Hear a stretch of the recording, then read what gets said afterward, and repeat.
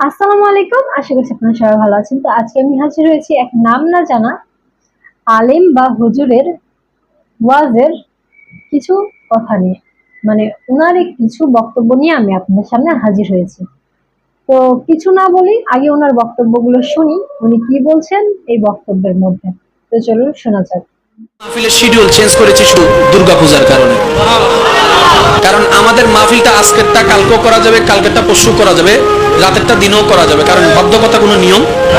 কিন্তু ওনাদের ধর্মীয় নিয়ম অনুশাসন অনুযায়ী ওনাদের একটা সময় বাধ্যকতা আছে, আমি যতটুকু জানি, যদি আমার ভুল না হয়। তো পরিবেশটা এমন হয়েছে যে এটা গত পরশু দিনের ঘটনা বলছি, কমিটি যোগাযোগ করেছে। তো ওনারা বললেন যে হুজুর এখন কি করতে পারি। আমি প্রথমে বললাম যে আপনি আগে তাদেরটা দেখেন। আলহামদুলিল্লাহ ওনারা দেখলেন, দেখার পরে আমি ওদিকে মাহফিল কমিটির সাথে কথা বলেছি, ওনারা যথেষ্ট আন্তরিক ছিল। আলহামদুলিল্লাহ ডেটটা চেঞ্জ করেছি। এটার কারণটা কি? কারণ ইসলাম মহাব্বত শিখায়, ইসলাম কারোকে কষ্ট দেওয়া শিখায় না। ইসলাম বলে নিজে কষ্ট পাও, অন্যের মুখে হাসি ফুটাও, এটার নাম ইসলাম। বলেন না সুবহানাল্লাহ। হামলা দিয়ে, তর্ক দিয়ে, মামলা দিয়ে, অহংকার দিয়ে, হিংসা দিয়ে কখনো ধর্ম প্রচার হয়নি, হবে না। ধর্ম প্রচার করতে হয় মহাব্বত দিয়ে, ভালোবাসা দিয়ে, উত্তম চরিত্র দিয়ে। কথা বলেন ঠিক কিনা? হিংসা হিংসি চলবে না। আজকে আসরের সময় আমার কাছে একটা ফোন আসে গ্রামীণ নাম্বার থেকে।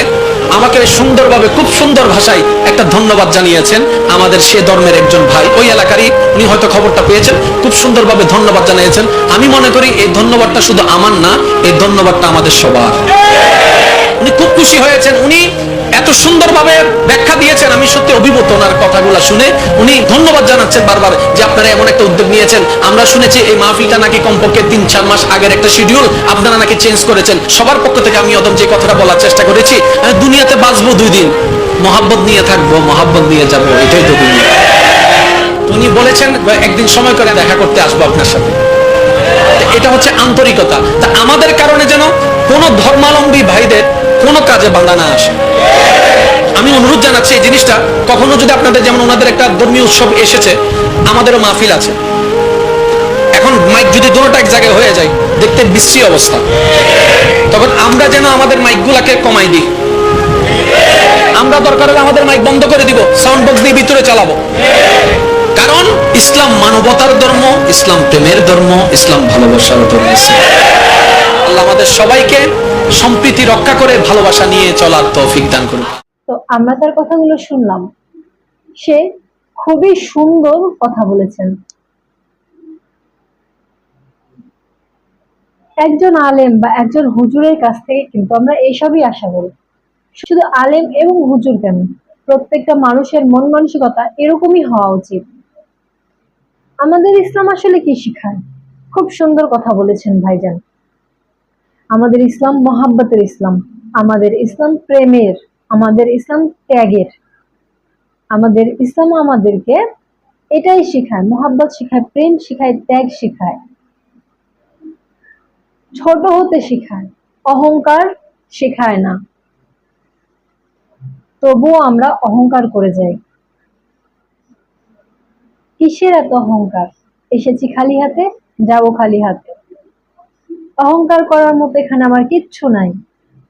আমরা যেমন নিজের দেশ থেকে বাইরের দেশে যাই, তখন হয়ে যায় বিদেশি। আসলে আমরা প্রত্যেকটি মানুষই বিদেশি। কিভাবে বিদেশি?